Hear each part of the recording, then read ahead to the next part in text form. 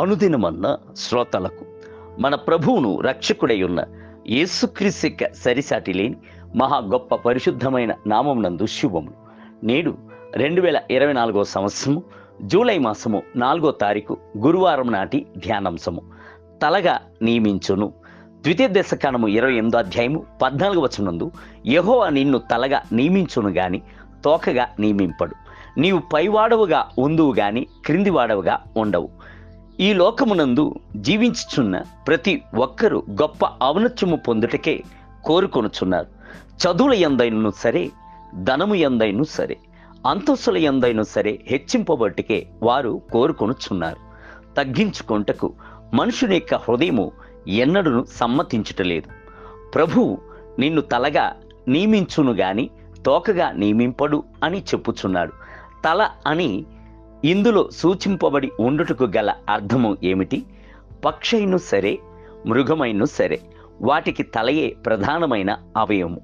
6 అడుగుల ఎత్తుగల మనుషునికి తలలోనే కన్ను, ముక్కు, చెవి, నోరు మొదలగునవి అన్నీ ఉన్నాయి. అయితే అవి అన్నీ తోకయందు ఉండవు. తలలోనే వేవేల కొలది కంప్యూటర్కు సమానమైన మెదడు ఉన్నది. అన్నిటిలోనూ తలయే ముందు వెలుచున్నది, తోక వెనుక వచ్చుచున్నది. ఒక కార్యాలయమును తీసుకొనుడి. అక్కడ తలకాయ వలె ఉన్న ఉన్నత అధికారి ఒకడు ఉండును. ఆయన తన యొక్క బుద్ధి సామర్థ్యము చేత ప్రణాళికలను వేయును. కార్యాలయములోని దిగువ స్థాయిలో ఉన్నవారు వేయబడిన ప్రణాళికలను నెరవేర్చుటకు పనిచేయుదురు.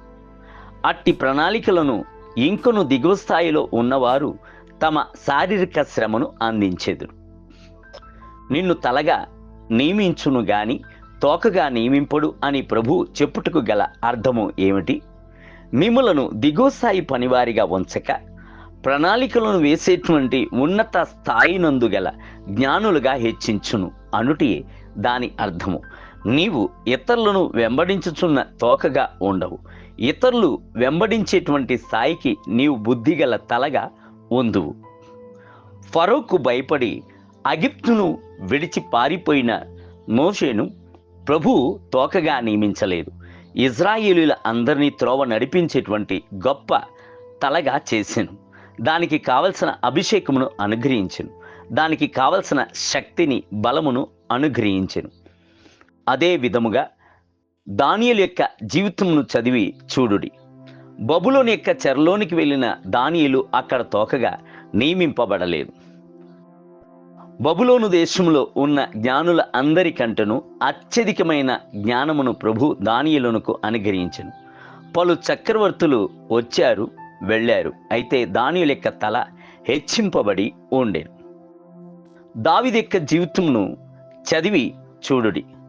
దావీదు గొర్రెలను కాసినవాడే, కుటుంబం నందు అల్పముగా ఎంచబడిన వాడే, అందరిలోనూ చివరి పిల్లవాడే ఉండేరు. అయితే ప్రభు దావీదును ప్రేమించినందున అతన్ని తోకగా నియమించగా, తలగా నియమించి అతని సహోదరుల అందరి ఎదుట హెచ్చించి అభిషేకించును.